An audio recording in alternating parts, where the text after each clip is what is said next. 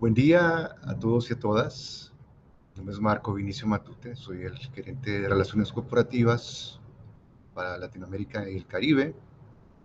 Eh, Antes de comenzar, comentarles que nuestra sesión de hoy será en inglés y permítame por favor también hacer esta breve introducción en el idioma inglés. Hello, my name is Marco Matute, Investor Relations Manager for United Way Latin America and the Caribbean. Welcome to a new space of the Urban 95 Knowledge Hub. Before we start, we have a special announcement. Today's session will be in English, and we will be welcoming Giselle Sebag, Executive Director of the International Society for Urban Health. We'll switch back to Spanish uh, in order to present the context of the talk. Urban 95 es un movimiento enfocado en urbanismo para la primera infancia, con la mirada que tendría desde los 95 centímetros, estatura promedio de niños y niñas en primera infancia, y estamos transformando espacios en las comunidades de Mixco, Guatemala, Barranquilla y Cartagena, en Colombia, así como La Pintana, en Santiago de Chile. Junto al liderazgo de Fundación Bernard Van Leer y el trabajo en alianza con Fundación FEMSA, las municipalidades locales y la red en Latinoamérica de United Way, en este camino nos dimos cuenta que pensar las ciudades para nuestros niños y niñas es un asunto de todos y todas. Un niño y una niña de primera infancia realizan millones de conexiones neuronales por segundo, conexiones vitales para su etapa adulta, por lo cual los espacios comunes en nuestros espacios son de vital importancia para su desarrollo. Si todos y todas comenzamos a pensar en nuestras ciudades para la primera infancia, las estaremos diseñando y construyendo y viviendo para el futuro. Con esta motivación hemos invitado a más de 15 expertos y expertas de todo el mundo para compartir conocimiento en espacios públicos verdes, en movilidad para las familias, en orientación para padres, madres y cuidadores, así como compartirles casos de ciudades parte del movimiento de Urban 95. Así que pues hoy hablamos del impacto en la educación, salud mental y reducción de violencia en los espacios públicos. Nuevamente la plática será en inglés, junto a Giselle Sebag, Directora Ejecutiva del International Society for Urban Health. Giselle es urbanista apasionada y es líder de desarrollo en ciudades saludables y sostenibles. Es innovadora impulsada por el impacto, con experiencia de responsabilidad progresiva en el diseño y la gestión de estrategias e iniciativas multidisciplinares de desarrollo urbano sostenible y salud. Experiencia demostrada en contextos internacionales complejos en la creación de programas y asociaciones estratégicas intersectoriales para promover hogares, lugares de trabajo, espacios públicos, comunidades y ciudades saludables, resilientes e inclusivos en todo el mundo. Durante la segunda parte del webinar tendré un espacio de preguntas y respuestas moderado por Estíbaliz Lípez, consultora y manager de comunicaciones para United Way Latinoamérica y el Caribe. Por favor, compártanos sus preguntas en el chat de la transmisión. Estaremos haciendo las traducciones al inglés para hacerlas. Y compartan sus comentarios y opiniones con el numeral hashtag transformamos desde 95cm. Bienvenidos al Hub de Conocimiento, Urban 95 Latinoamérica. Welcome all to the Knowledge Hub of Urban 95 Latin America. Giselle, the floor is yours. Thank you so much. Muy buenos días a todos y muchas gracias por la invitación para hoy. And I want to thank you so much, Esti and Marco, for having me today, and to the Bernard Van Leer Foundation and United Way for hosting this exciting Knowledge Hub event. I'm delighted to be here with all of you. So as Marco said, my name is Giselle Sebag. I'm an architect and planner, public health practitioner working to improve urban health by design. I'm also the executive director of the International Society for Urban Health.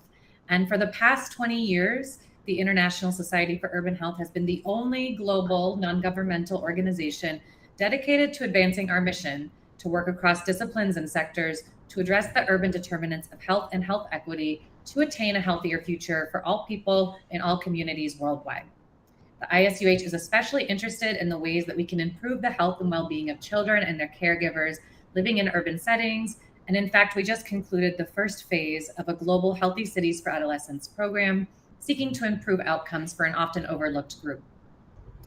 And today we're all here to talk about and learn from critically important work that's happening all over the world to improve the lives, development, and futures of children and their caregivers through changes in their neighborhood environments. In fact, you might not realize that changing the neighborhoods we live in and the public spaces that we share, they can really have a profound effect on the cognitive development of children, on the mental health of children and their caregivers, and can even impact the rates of violence that they're exposed to. So today I'd like to start with the story of Las Acacias in Bogota, Colombia. And then I just will take a quick moment to touch briefly on some of the ways that environmental factors influence our health and basic healthy environmental design principles and benefits. And then also think about with you all how you too can encourage and sustain better mental health in your communities through design. And so to illustrate some of the ways we can actively take part in designing for health, I'd like to start by telling you all a story. So back in 2017, I was fortunate to be invited to attend an Urban 95 expert assembly titled From Ideas to Action for Kids. It was in Amsterdam as a study location, and it was together with a group of leaders in urban planning and early childhood development. So in my mind, that was one of the key initial events that led to launching a set of Urban 95 pilot projects in cities across the world later that year. In my capacity at the time as a pro bono consultant to mayors around the world, I was able to work with the Urban 95 team in Bogota to design and measure the impact of the Urban 95 pilot project in Bogota. And as many of you all are by now aware, Urban 95 is an international program conceptualized by the Bernard Van Leer Foundation, a foundation that's primarily focused on improving early childhood development based in The Hague. And the idea of the program is to use urban planning as a tool to improve the lives of young children and their families. And some people ask, why Urban 95? Well, Urban 95 centimeters is the average height of a 3-year-old child. And the idea being that we should be designing public spaces from their unique perspective and viewpoint. And of course, focusing on children aged 0 to 3 is critically important because it is the most important period of development in the lifetime of a child.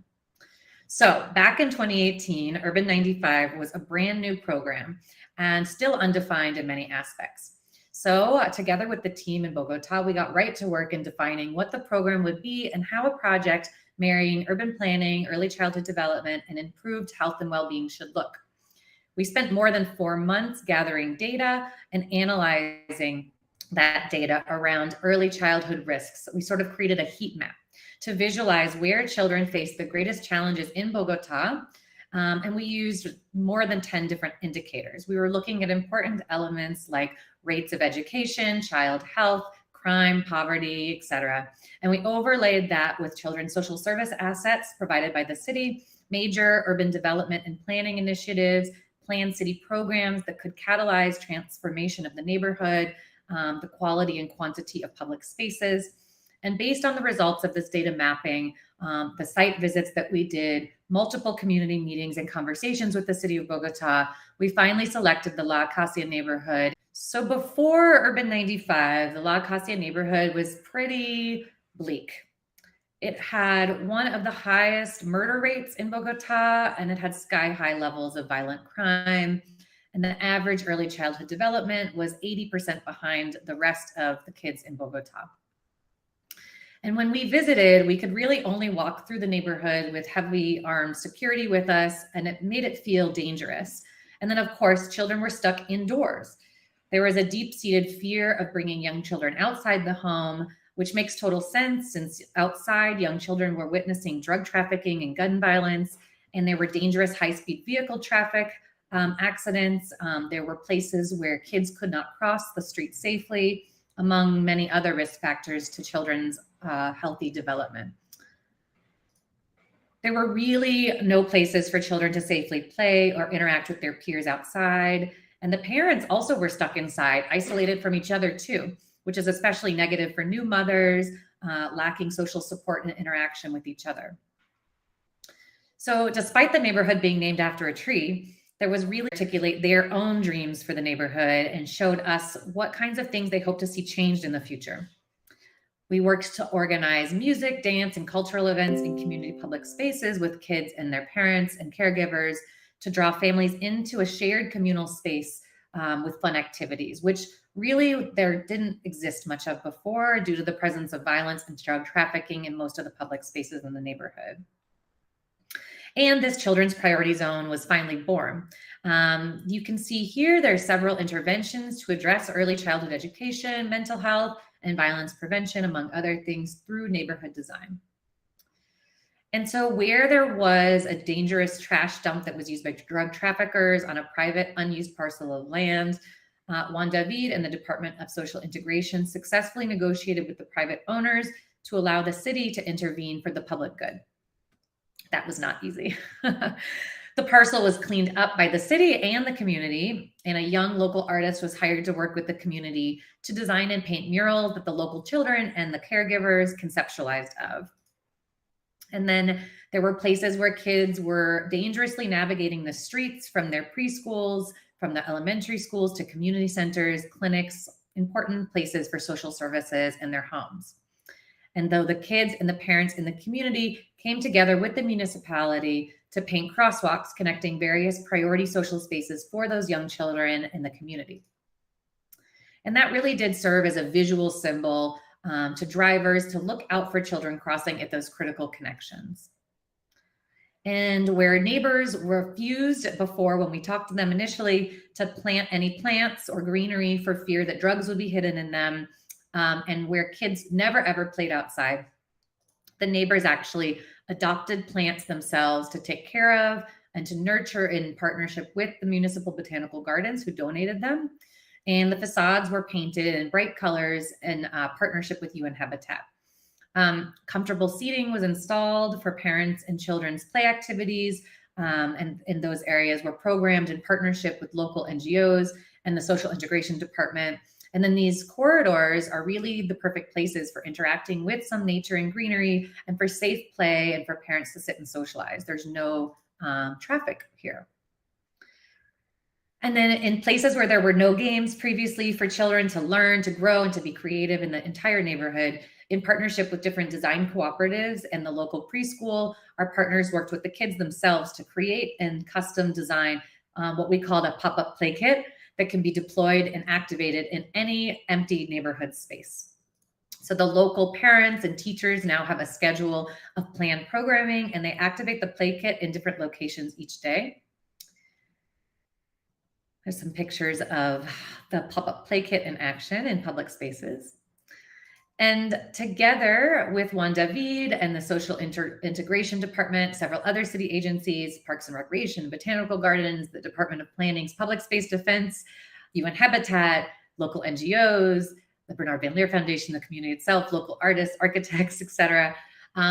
It was really a partnership among all different sectors and disciplines, which we feel is really important.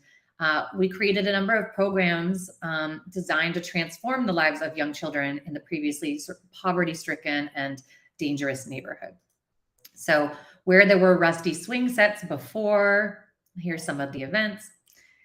Where there were some rusty swing sets before, like the ones you see here, that drug dealers did business in, we built brand new play spaces dedicated especially to young children. So even throughout the city of Bogota, there were no playgrounds that were dedicated to the needs of the earliest and youngest children aged 0 to 3 in their most important period of development.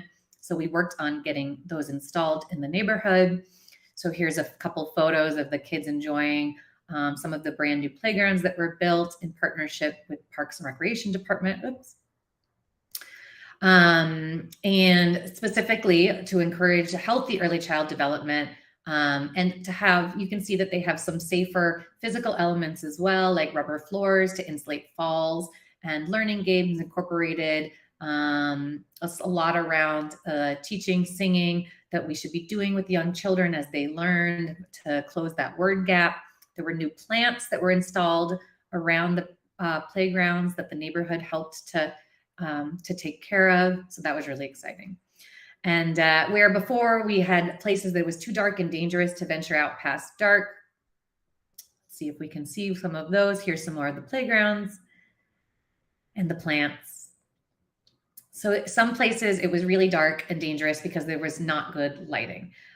We worked in those spaces with the local mayor and with our partners to improve safety and reduce crime in the neighborhood and violence that kids were exposed to through environmental means, since it was brought up as such a priority by parents in the neighborhood. This was something we heard over and over, so that's why we incorporated it as a priority activity in the project. So we worked with our partners to identify the crime hotspots that were happening in the neighborhood, to understand where exactly they were happening, near anchor institutions and in the public spaces for kids in the neighborhood. And we were able to install some new lighting in there. So in the end, we managed to get more than 800 new LED lights installed along these different play routes, and in front of all the public spaces, in front of preschools and kindergartens.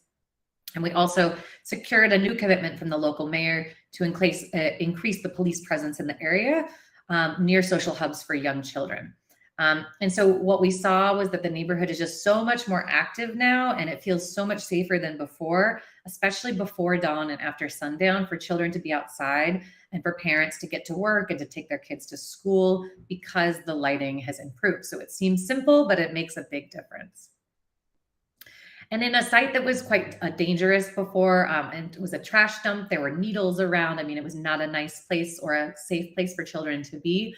There was a lot of frequent drug dealing happening there, and we saw some instances of violence happening there, despite these areas being the main pathway to get to one of the local schools.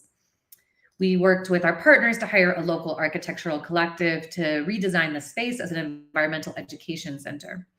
So there are now community gardens in the neighborhood with a composting center, nutritional education for children, an opportunity to harvest fresh vegetables for families and to learn about nutrition and fresh fruits and vegetables. There's ample seating for parents to sit safely and watch their kids. And then there's this creatively designed outdoor classroom for kids that has environmental education curriculum, and also that brings exposure to nature to the neighborhood, which we know improves mental health, decreases stress, decreases depression, and enhances cognitive learning abilities, especially in young children. And so this part actually added more than 300 meters of greenery to the neighborhood. And in places where before there was really what we found before when we were talking to the community was there really was not a sense of civic pride. I mean, the neighborhood had quite a stigma, and there wasn't a lot of community cohesion because people were staying indoors because they were scared to be outside in public spaces in the neighborhood. No one was using the public spaces, and no one really shared the care for the neighborhood together.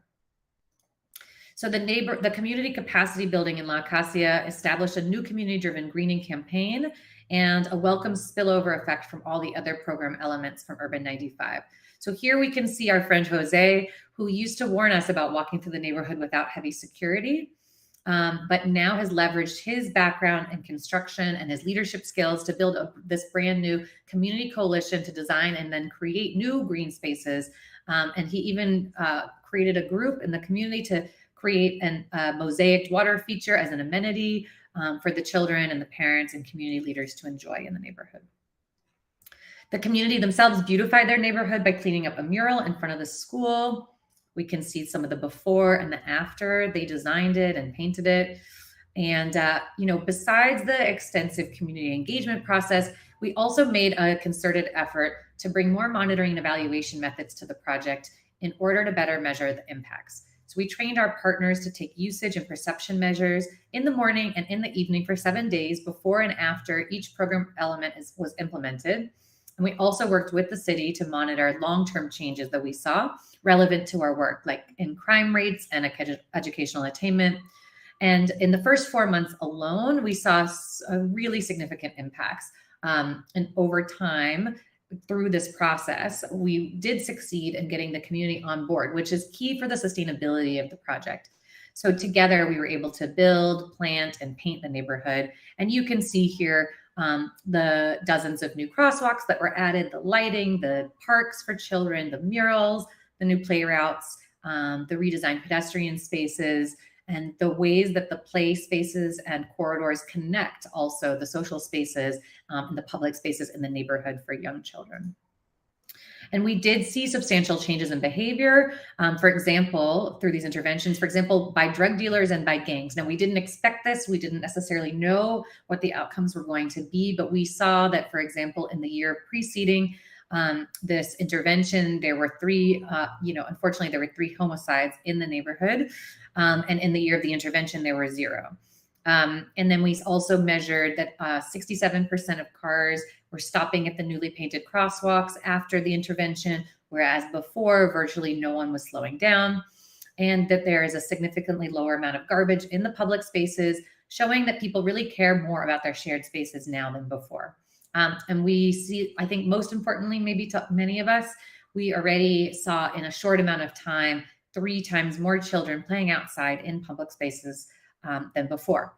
But the changes were also not physical. As I sort of mentioned a little bit before, children and parents started feeling differently about each other and about their community. And they also started treating shared public spaces differently and viewing themselves less as individuals, but more as a shared, the public spaces themselves and the community themselves more as a shared asset to be cared for by all the parents and the children in the neighborhood. So we know from social epidemiology that community trust and cohesion has a really significant impact on mental health, well-being, and even life expectancy. And so we do strongly believe at ISUH, all my colleagues and I, and people dedicated to thinking about how we can transform neighborhood environments to improve the health, well-being, mental health, quality of life for young children, their caregivers, that great cities for children are also great cities for all people. And, I think we had a lot of success working with the former mayor of Bogota, Mayor Peñalosa, to use Urban 95 as an anchor for a larger program around children. And it did, help to make Bogota, I think, one of the better places for children to live and for families and grandparents to live and prosper once, these types of interventions were added to neighborhoods in a deliberate way to improve lives. And so my point of telling you the story was really just to show that if it can happen here, really in the unlikeliest of neighborhoods to be designed for improving the health and well-being of children and their caregivers, it can truly happen anywhere. This model has been replicated now in various cities. And I also got the privilege of working with the Urban 95 team in Lima, for example, where they're fueling similarly impactful transformation. So we can scale this, we can take these lessons and apply them to other cities around the world. I wanted to just do a quick reminder of why these types of projects work and why they matter. So I wanted to remind ourselves of the ways that our environments impact our health. Many of you might know that there's a multitude of ways that our social and physical environments make an impact on our health and well-being. And one way that I like to think about it is it's in 3 main buckets. So your genetics and those things you can't change, but you're born with them. Your environment, and that includes your natural built and your social environment, and your behavior. So the choices that you make about diet, exercise, smoking and drinking alcohol, those are the areas that impact your health. And the good news is that scientists know that the leading drivers of death and disability, things like heart disease, cancer, hypertension, diabetes, are determined almost entirely by your environment and your behavior. So you're not stuck with anything that you're born with because your environment and your behavior are changeable. In fact, WHO has linked 23% directly to changeable factors in your environment, but many scientists and researchers think that the actual impact is closer to 75 or 80% when you add up all those indirect ways that environments change social and economic health determinants. So in fact, even your behavior, if you think about it, is highly influenced by your environment. If you don't have sidewalks, then you can't walk, for example. So each of us really in different ways have a tremendous amount of influence over how our natural environments impact our mental health, our built environments help or hurt our well-being, and how to facilitate social connections and activities that we know impact mental and social health. Designers and cities, people working in cities, or even residents, they also have the power to create environments and to change environments to make the healthy choice the easy choice. by designing safe walking and cycling paths into your projects, or adding nature exposure and greenery so that people have a choice to safely engage in physical activity and interact with nature. By the way, you probably know that having access to nature, not being exposed to violence, and having ways to safely engage in physical activity outside are really important ways to positively influence the mental health of children and their caregivers. And as I mentioned before, those early years from age 0 to 3 make the most profound impacts on health and well-being as kids as they develop into adults. So if we just look, for example, at urban mobility, of how our environments impact our mental health, motor vehicle traffic, of course, creates huge amounts of air pollution. It creates heat because of the road materials. It can retain heat. And traffic really creates a lot of noise. So you might not think about it much, but noise is actually a big issue that leads to stress and anxiety and poor mental health outcomes. So by creating active transportation options in your cities, adding things like biking and walking paths through different landscapes, you can incentivize physical activity and increase exposure to greenery, improving mental health. So hopefully I gave a few examples where you can see that the decisions that make the biggest impact on health, actually, they often come from non-health actors. So they're often not coming from public health practitioners or from a public health department in a city, or even doctors.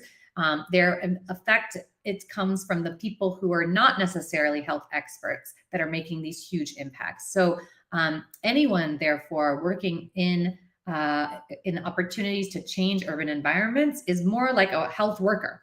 So all of you, I know, have different perspectives and ways that you interact with your neighborhood environments in urban contexts, but you all have an important role to play. So, cities themselves, architects, planners, developers, that type of work is especially impactful in the 5 critical aspects of designing healthier cities that I just wanted to mention. So air pollution, we talked about, noise, physical activity, natural spaces, and then temperature.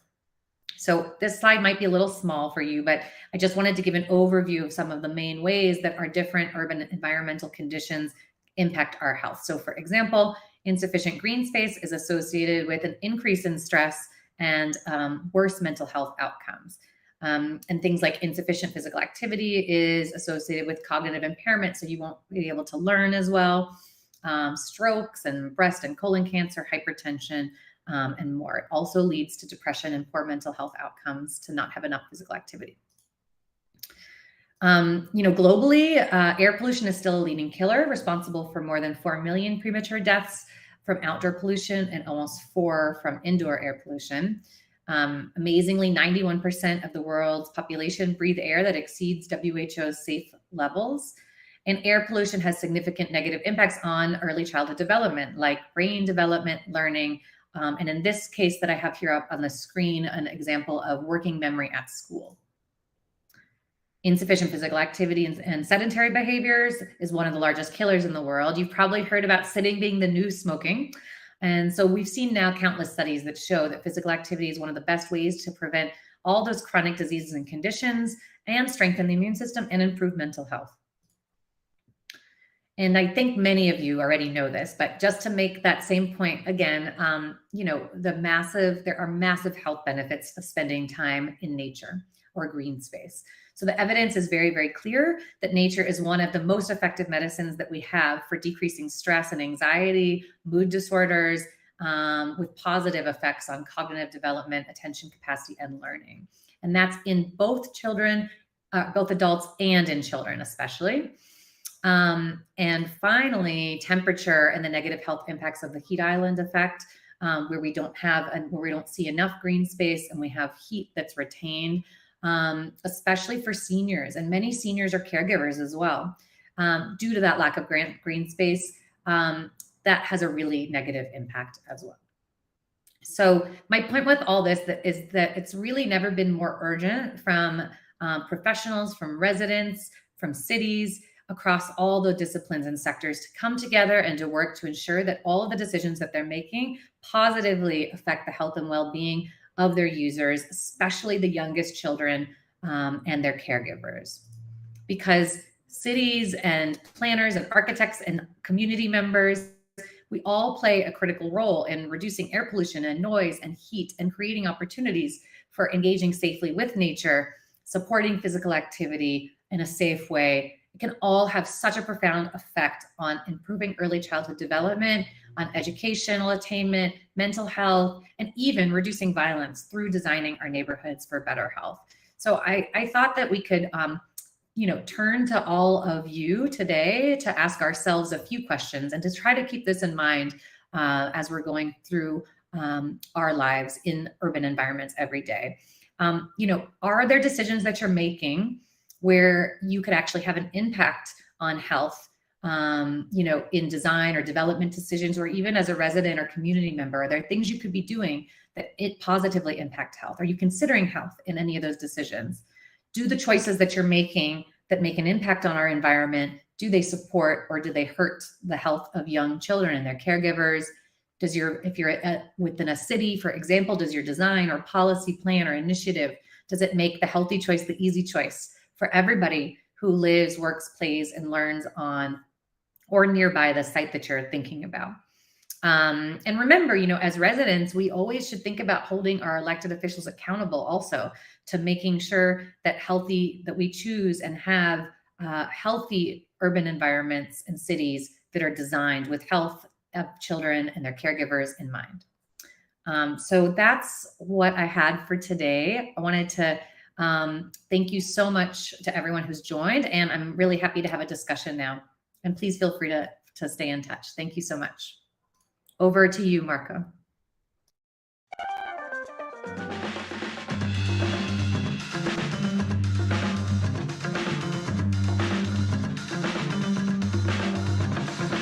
Or Esther. Don't worry.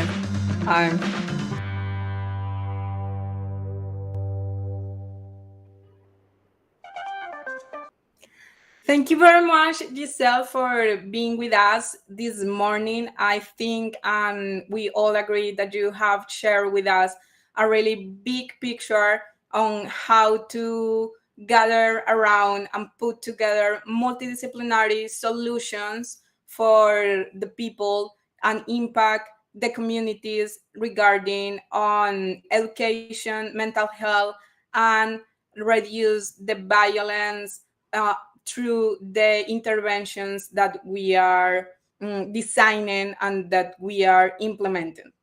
We would like to start this space of Q&A, inviting our audience to share their thoughts and their questions. And I think it's really interesting how you approach the whole case that you share in Bogota. But in Latin America, if we have similar social environments, and social situations. However, there are differences. Now, for example, in Guatemala City, Guatemala is a city that is built in the middle of the mountains, and that is a particular experience of life for the people, caregivers, and children. In case of Cartagena and Barranquilla, the weather is particular and it creates a different lifestyle. And so on, the same happens in Santiago de Chile. So the first question is how to have on mind on this approach the cultural lifestyle that the families, caregivers, and the children are living in each particular context. Thank you, Esti. I think that's such an important question. And what I would go back to is the importance of community engagement. So I know that's something that is talked about a lot, and it's not always something that's followed up on. But I really believe that for the projects in both Bogota and Lima, the reason that we were able to create changes that did have an impact and a lasting impact are because we had extensive community engagement. So we involved the community from the very beginning. They helped us to understand how they lived their life, what the cultural differences were. If we went in with the same approach, we would not have had the same impacts because we found things out about the community that we would never have known before. They were involved from the beginning, like I said, and they were the ones to actually help us design all of the interventions together. We used their priorities. They told us what the challenges were, and then we worked together to bring in different partners to help solve some of those challenges. And then when they were, when the different interventions were installed into the community, we also did monitoring and evaluation with the community themselves to understand what were the impacts and do we need to tweak it? How can we improve it? What is working? What isn't working? So I think it's such an important question because community engagement is key to having a success and also sustaining impact in all of these projects. You have to have community buy-in, but you also need to be responding, in my opinion, to the specific needs of the community, which are, reflecting the different cultural differences and lifestyles. I think we see the challenge, we see the error of not involving the community enough. Frequently, unfortunately, we see big NGOs or development agencies who mean well, investing millions of dollars into projects, but they don't consult the community. So therefore, the projects fall into disuse within, half a year or longer, making their investment totally irrelevant. So I think that's really what we want to avoid. This project, I didn't mention it, but this project had an initial investment of only 500,000 euros, and we were able to have a profound impact, but it was only because of the sustained community engagement and the understanding and the learning that we did over time. You can't rush it, to understand what the lifestyles were, how the community used the spaces, what their challenges were, and how we could best address their needs. That's a really super interesting when we talk from the NGOs and all the sectors that are involved in these projects, because we try to engage with the community, but so many times it's difficult to really hear, especially the children. No, we hear a lot the parents, the caregivers, the leaders of the neighborhoods and communities, the leaders in the cities, and each of these groups that I just mentioned, they have a perspective from their being as an adult. No, they experiment the city absolutely as a caregivers, as a mother, or as a mayor, no, as a leader of the city, which is a different perspective of the perspective that can have a children, especially in the early childhood, from the 95 centimeters. So if you could give us a couple of examples or maybe tips around how to really not just engage with the caregivers or leaders in the communities, but also how to engage and listen to the children's experience from the beginning. Yeah, of course. Thanks so much. No, that's also such an excellent point. So I would say that, in fact, the parents and the caregivers and the community leaders, getting them on board first is still kind of the gateway to get to the children. So that was one of the things that that we did in the Urban 95 Bogota project, was we actually worked with the parents and caregivers first to start earning, their trust. I think when I say trust, it's because as many of you here today, I know, have experienced, often you might want to, intervene or do a project or an initiative in a neighborhood, and the community themselves might not be very excited about having you because so many people have gone there before and said they were going to do something and then they didn't. So there's a lack of trust there. So I'll just say that I think that was one of the first things that we did, was we tried to work with the parents and caregivers themselves to show them that we were, dedicated to making a profound and sustained difference in the neighborhood together with them. It was completely co-designed. And once we were able to get their trust and they started forming some cohesion between themselves, then we were able to actually interact with and learn from the kids themselves. And some of the ways that we did that, I think I showed a few photos, but we did just like we did with the parents and caregivers and the community leaders. We interacted with them, we engaged them multiple times, frequently, over time. So this wasn't a one-time meeting. This wasn't we're going to talk to them twice or even for 2 months. I mean, this was ongoing. for the entirety of the project. And still today, the kids are an important piece of how the project functions and gets improved over time. We asked them to show us where the places were in the neighborhood that they loved the most, how they work, how they used the space, how they went from school to public spaces to home to community centers. We tried to really understand the pathways that they used, and that's how we designed and identified the hotspots for crime. When we overlaid them with the areas that were used the most, we also looked at where was crime happening, where were traffic accidents happening, where did we see violence, compared to where kids were actually going in the community. And we tried to overlay those to create sort of and identify the hotspots that we needed to intervene in. We asked them what their dreams were for the community, how they themselves, the kids, wanted the community to change for the better. What were their dreams? So I think we really tried to understand from their perspective, where are the biggest challenges? Where could we improve physically, but also what could we do that would improve their lives? They know that there were places that they couldn't go or use because there was violence or drug dealing happening. And I do think that because we tackled those, we didn't know, but the drug dealing moved out of those spaces after we intervened because the community themselves actually came together to have some sort of presence in those areas. Whereas before, I think most people were too afraid to be outside in those areas. So yes, I think that trying to understand from the perspective of the kids themselves is so important.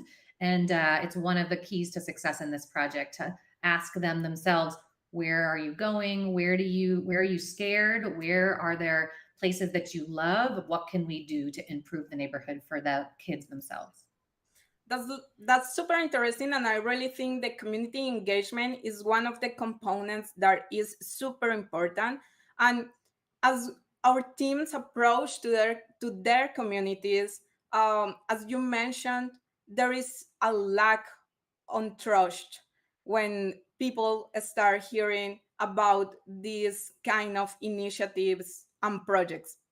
Maybe because it's such a politicized and politic opportunity, but at the same time, there is another fears in their communities. What can you share with us another fears that might the teams or people that want to really be with an active role changing the spaces in their communities they might face, and how to address and change the perspective and transform it into actually it's an opportunity, like the violence reduction. Now it's an opportunity to have places where kids can dream and play. But absolutely there is a lot of fear, especially in the context that we live in Latin America. Yeah, of course. I think that's something that comes across so clearly in all the projects that I've been able to work on within the Latin American context. I think in these communities, in the Bogota example, and I think in Lima to some extent as well, maybe a little bit less, but in both, and I think in many communities that we see in Latin America, especially ones that have higher poverty rates, that are often ignored by the government, that don't necessarily have the same social services or infrastructure to support the health and well-being of the residents. We do see the fear very strongly, especially of parents and caregivers, around violence happening in the neighborhood. So there were frequent incidents of gun violence in these neighborhoods. I think that was really scary. And that was one of the primary reasons that we identified people weren't willing to go outside. And that, of course, leads to isolation among caregivers themselves and parents, which we know is so important to mental health, to be able to come together and get some support of their peers, but also for kids to lack that social interaction. So I think that's a huge fear. I would say drug dealing and gang violence in this neighborhood was really something that the community was really scared about. When we suggested, for example, putting plants and greenery in the neighborhood, some of the first reaction was, we don't want to do that because drug dealers will hide their drugs in the plants. And we don't want to be a place where drug dealers come around and do their business any more than we already are. There was also, interestingly, I thought, from across the board, there was sort of a fear of investing in the neighborhood because there was a stigma against the people living in the neighborhood, I think because of the high rates of poverty and crime, that they would sort of destroy that infrastructure. So people from across the spectrum we had to really fight hard to get, yes, greenery, but also benches installed, new playgrounds. We were told time after time that we shouldn't use the nice materials or invest the expensive infrastructure into the neighborhood that the rest of the city of Bogota had, because they would be destroyed. So we had to really try to prove that. I mean, in fact, some plants did get stolen, but not all of them by any means. And the community ended up sort of adopting them again as their own. Whereas before, I think it was more of an individual, everyone's individual space was their own, and there was no shared and communal, mentality that really grew out of this project. So I think the other piece would be car accidents. There was a big fear of the car accidents in the very fast speeds, and there was big buses and car accidents were happening. So I would say those were the things that were really scary and all so understandable in that neighborhood. But I was surprised, in fact, by the way that bringing the community together to band together around this common force. I mean, the whole community, not just the parents and caregivers, everybody came together with the idea of making this neighborhood a great place for young children. That was totally different, and almost proving everyone else wrong, that they could invest in nice infrastructure. They could have playgrounds for everyone to enjoy. That, in fact, I mean, this was pretty amazing to me. After this, and there was such a stigma in this neighborhood before, after this intervention, kids from around the area, so the surrounding neighborhoods that also had some of the higher violence and poverty rates, they would come to La Acacia to use their infrastructure. So it became sort of a destination for children. And I think the stigma really changed, that it became a great place for children because the community itself was investing in that future. So I do think that yes, a lot of the fear is understandable and of course, recognized and legitimate, but through profound community change, I think we do see changes in behavior and outcomes. And that's what we saw in this example.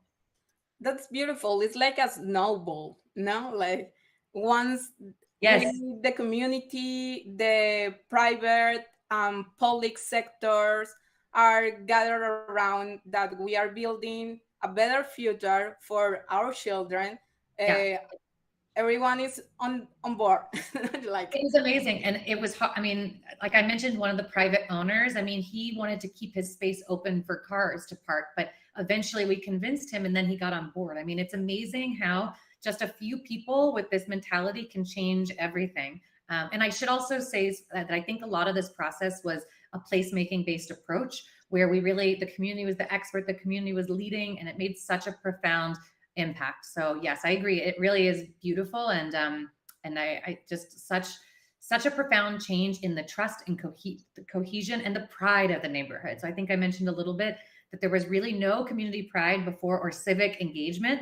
After this, some of the community leaders that we worked with, they ran for local office and they won. So they became, the people representing their community with pride because they came together to do something that they were proud of. And I thought that was really beautiful. That's amazing. I really think it's how we all together, as you mentioned in your presentation, with multidisciplinary approach, we just build a platform to empower the whole community, absolutely with the focus on how to improve the life and the experience for early childhood development, especially. If you could go back to that process in community engagement, what would you do different?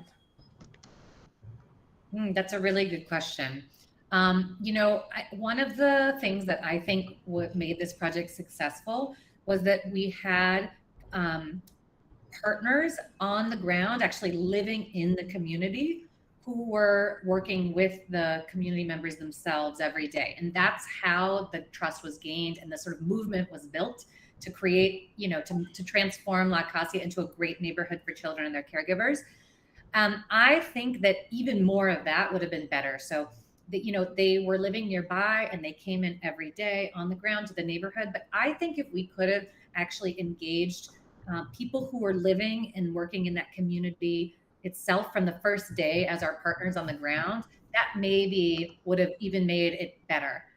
Because it did take time, because they were not installed already as part of the community, and they invested the time and energy, and we did it, but I think understanding and seeing the perspective and sort of understanding all the cultural pieces in that neighborhood, that would have been even more impactful. So for the next time, that's what I would say, is that our partners should be, our community liaisons should be not working nearby, but actually living and working already in the neighborhood themselves. That's amazing. Thank you for sharing that lesson learned. And I would like to move on the component on reduce violence, and how was the work on the ground, like actually approach to the different leaders, not just the mayor, absolutely, but the police, but also the community. And tell us a little bit of your biggest thoughts and lessons from that experience as a person, like maybe. Yeah. No. Yeah, that's a really good question, and I think it's tough, actually. We struggled so much with getting the local mayor on board because he didn't want anyone to know about the statistics around violence in the neighborhood. So it was really hard to get him committed to the project.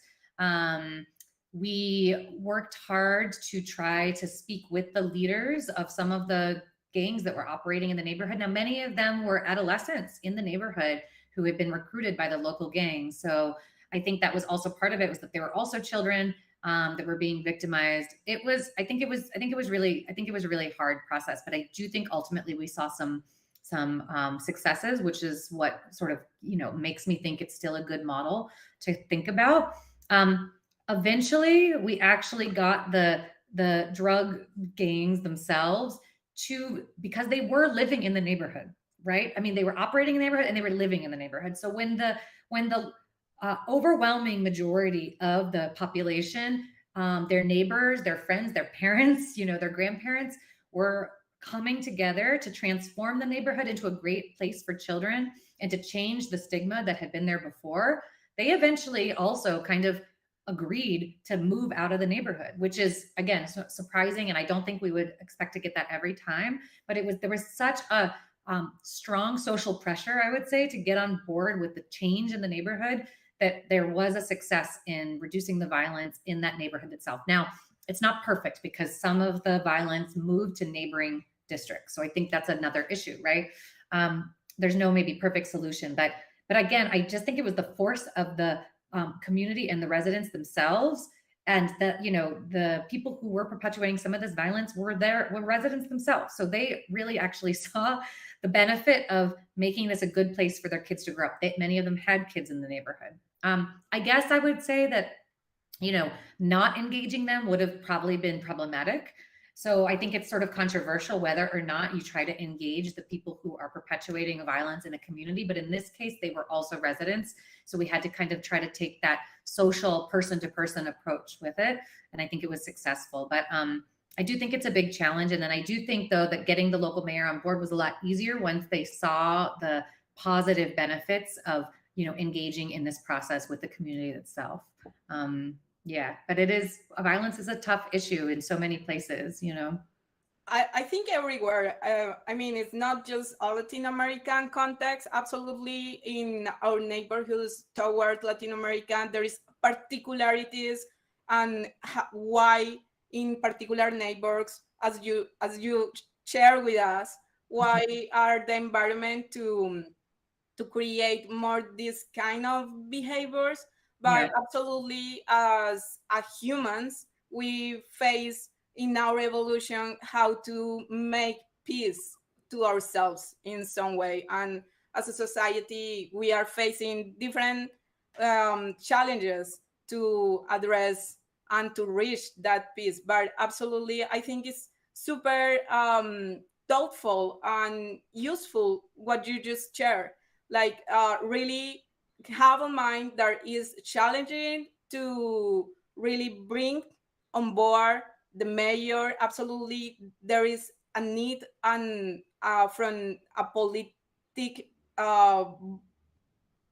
able to be involved in this challenge, but at the same time, how as we transform the spaces, uh, the people themselves, they see the really impact and how we open a window for another, I could say, a rainbow of possibilities from the experiences as a caregivers or as adults that are living in the community, but absolutely how that rainbow is open from the point of view of the children.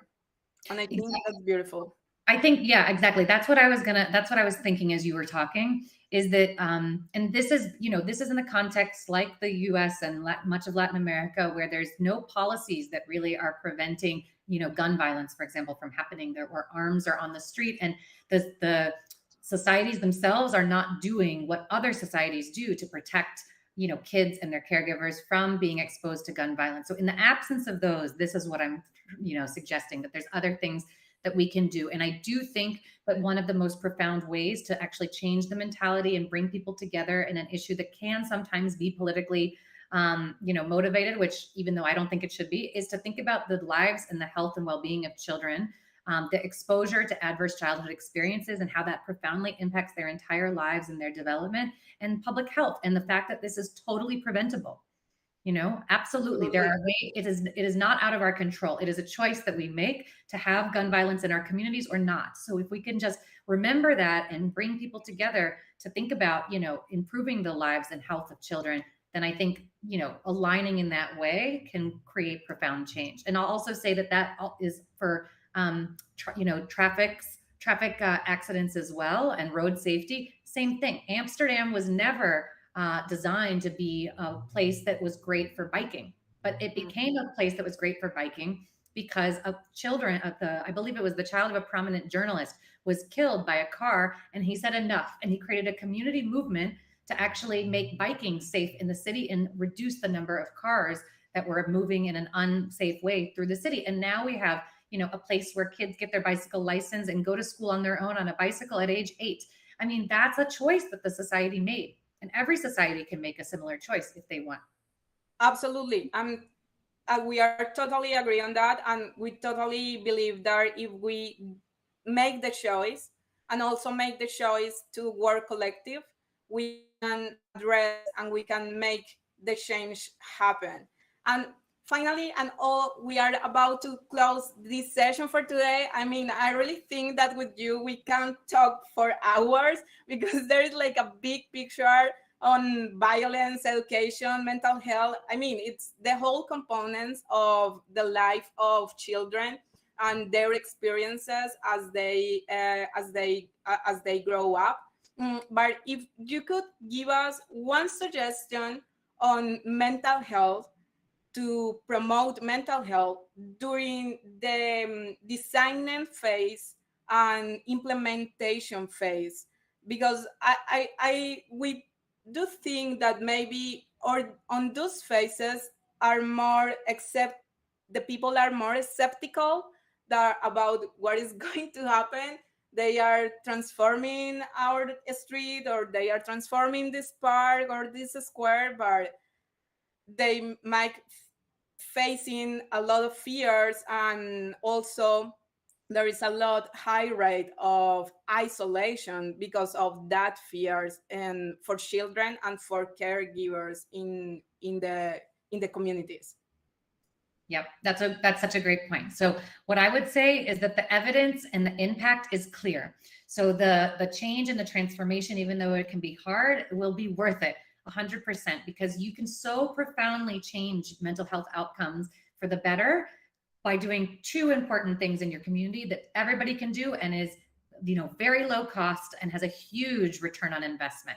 So doctors, and all the evidence we know, it's very clear. Doctors around the world now and health insurance companies are actually prescribing time in nature to improve mental health outcomes because the impacts are so big. So by increasing the amount of time and exposure that people have, especially children, makes a huge difference, but also adults, to nature and green space. So we need to understand where are the places that people can come together safely in a neighborhood and interact with nature and green space. That is the number one of the most important things you can do for your mental health. It sounds silly, but even the studies say that looking at a picture of nature improves your mental health. I mean, that is how impactful it really is. So installing green space and nature in the community will have a huge impact. It is a prescription that doctors are actually giving to their patients when they're not having good outcomes. The other piece is in that nature, finding ways to have opportunities for safe physical activity.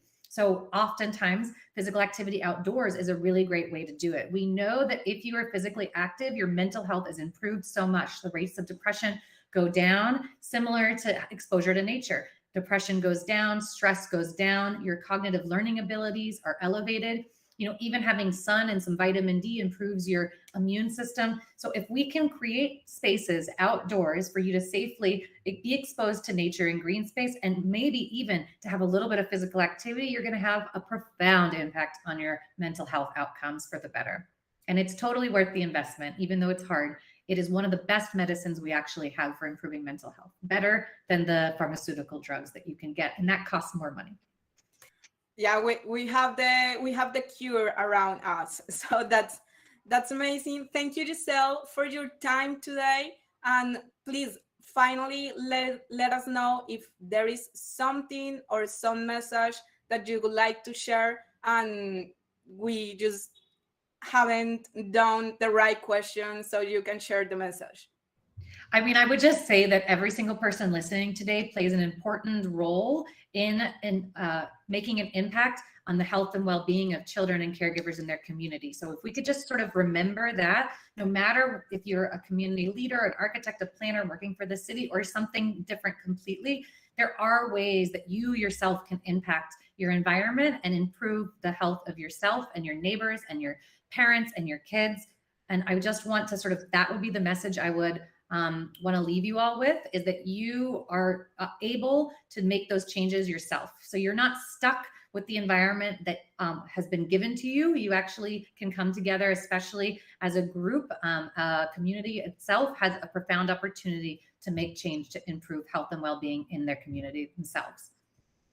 Thank you. Thank you for that message. And thank you very much for being with us today. And thank you everyone who has shared this streaming and this class today. We see you on the next time. Bye. Thank you for having me. Bye.